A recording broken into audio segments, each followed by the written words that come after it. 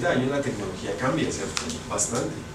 Y sobre todo que es más acelerado cada día, ¿no?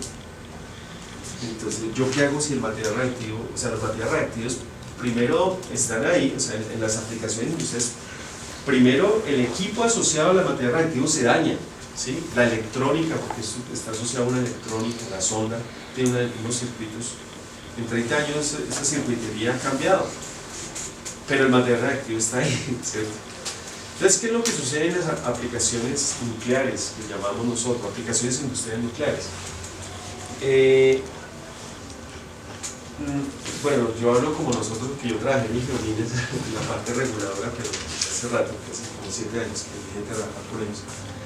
En esa época, y todavía, ahorita es más exigente, ellos exigen que cuando alguien quiere comprar un equipo asociado con fuentes radiactivas, debe tener una cláusula contractual en la cual diga que el proveedor, después del tiempo que el equipo entre en desuso, que la fuente radiactiva entre en desuso, ellos deben de recibir el material radiactivo, ¿cierto? ¿Por qué razón? Porque nuestros países no tienen, digamos, la tecnología para guardar materiales radiactivos en desuso, ¿sí? No tenemos esa tecnología. Entonces, por eso una fuente radiactiva es costosa, porque ese valor agregado ahí de que a futuro ese material radiactivo tiene que salir del país, ya no lo podemos retener acá. Hace unos años, hace 12, 15 años, los materiales radiactivos llegan acá y en ese momento se acumularon, como todavía hay personas que tienen materiales radiactivos que no se les exigía esas cláusulas, ya entra en desuso y a quién les toca aceptar, al gobierno, a través de, en este caso era Ingeomina, que Ingeomina no existe. Ustedes saben que Ingeomina lo liquidaron, ¿no? Dividieron eso en partes, ahora le llaman el Servicio Geológico Colombiano.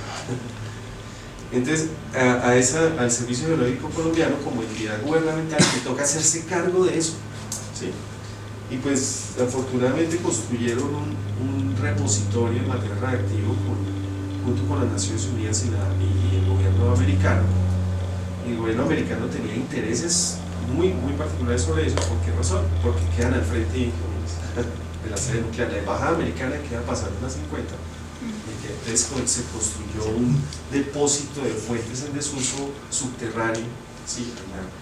Ya se guardan los que en este momento no tienen cláusulas contractuales de reenviar los materiales radiactivos, ¿sí? Eso es la realidad. Okay. Entonces, bueno, esto es un ejemplito caramba, no, yo más bien les hago otro ejemplo, esto es un poquito enredado, yo se los hago más bien en el tablero. O puede ser con este, ¿sí? O sea, fíjense, esta ecuación tiene este comportamiento, es un decaimiento exponencial, o sea, un exponencial negativo, menos lambda t. A lo que yo quiero, digamos, llegar es que no les van a pedir la ecuación, porque es que pedir la ecuación es tan corto tiempo y sobre todo que creo que ya no dejan sacar calculadora. Entonces la idea es el concepto. Entonces vamos a ver este ejemplo y luego yo hago otro ejemplo acá, ¿vale? Este ejemplo. Bueno, antes de ver ejemplos, miremos esta parte. ¿Cómo se mide la actividad? ¿Sí? Entonces yo les decía que la definición de actividad es ¿qué? A ver, recuerden, ¿qué es actividad? La cantidad de núcleos radioactivos que se están desintegrando, ¿cierto? O que están en la capacidad de desintegrarse.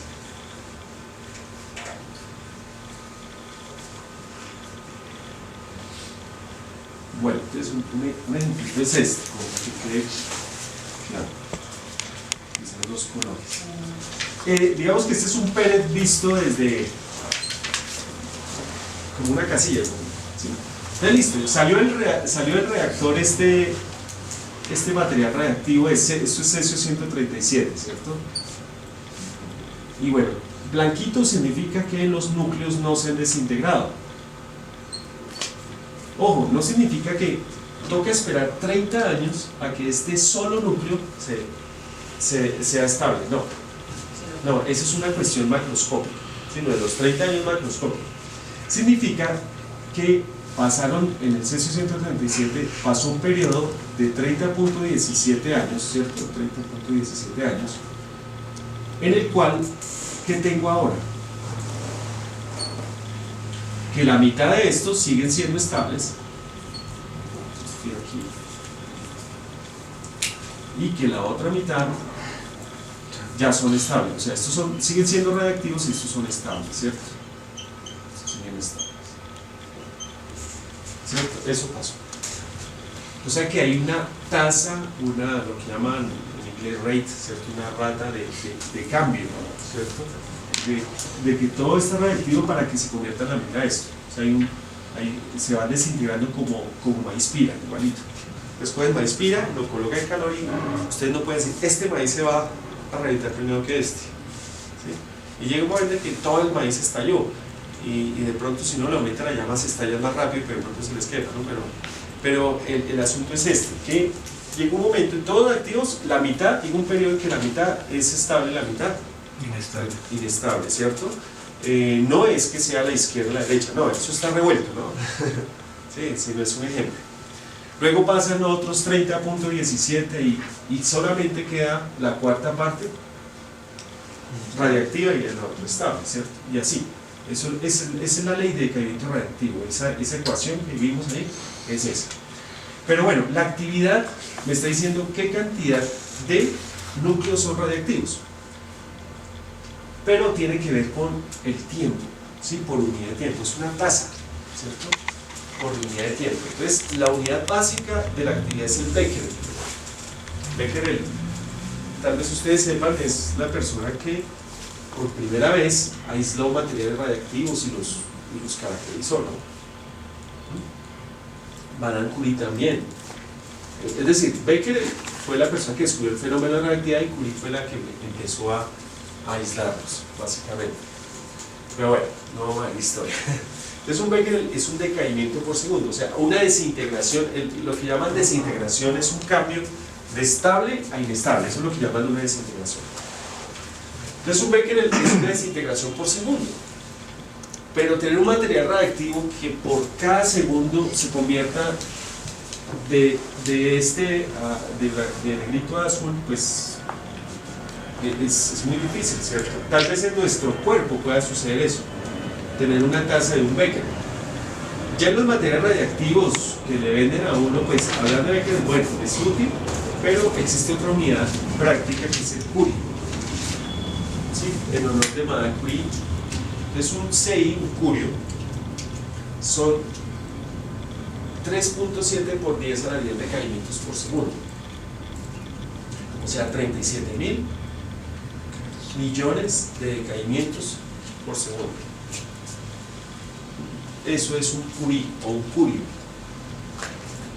o sea un curio equivale a 3.7 por 10 a la 10 becquerels. Esto que está aquí, yo lo podría haber subrayado, esto sí es obligatorio que ustedes se lo aprendan, ¿sí? Que un curio sea 3.7 por 10 a la 10. Algunas personas se lo aprenden así, y es hasta más fácil, es igual a 37 gigabecquerels. Un curio son 37 gigabecquerels. Ustedes saben que el giga es